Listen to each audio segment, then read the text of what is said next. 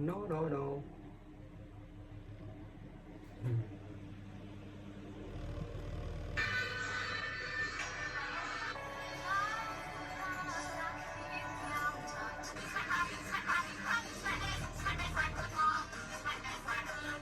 Kunjungan dari teman-teman sekolah menimpa seorang remaja di Kota Batu, Jawa Timur. Korban mengeluhkan sakit di bagian kepala dan sekujur tubuhnya hingga meninggal dunia.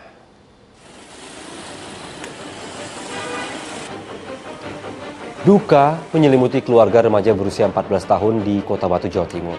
Korban yang cedera serius di bagian kepala meninggal dunia setelah sempat dirawat beberapa jam di Rumah Sakit Hasta Brata.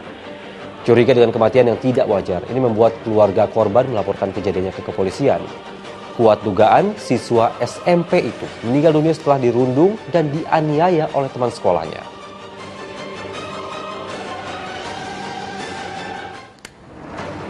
Dari hasil pemeriksaan, polisi menemukan barang bukti berupa video perundungan yang telah tersebar di media sosial. Kini polisi tengah mendalami kasusnya dengan memeriksa para saksi.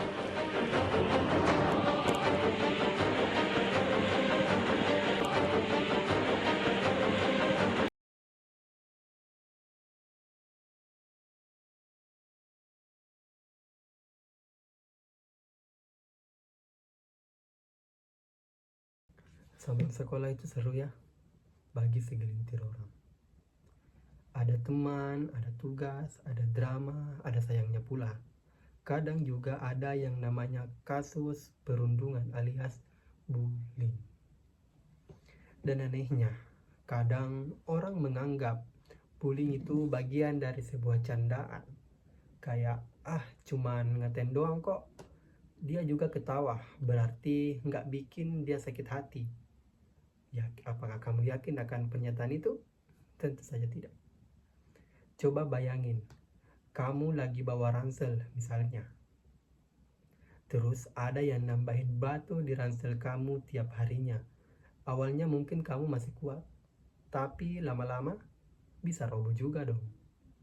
Nah, itu yang sering terjadi kepada korban perundungan. Di luar dia ketawa, tapi di dalam dia remuk. Artinya remuk, mentalnya remuk, fisik dia pun hancur. Karena ya, masa iya ada orang senang dikatain, misalnya dikatain gendut, hitam, itu, tapi hanya itu sebagai candaan. Itu bukan candaan, teman-teman. Ini bukan stand up comedy, bro. Ini stand up cultly.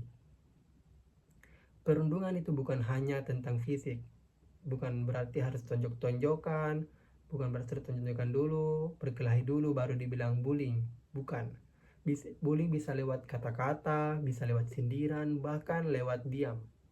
Yap, Anda tahu, diam juga bisa menjadi alat buat mengucilkan orang lain.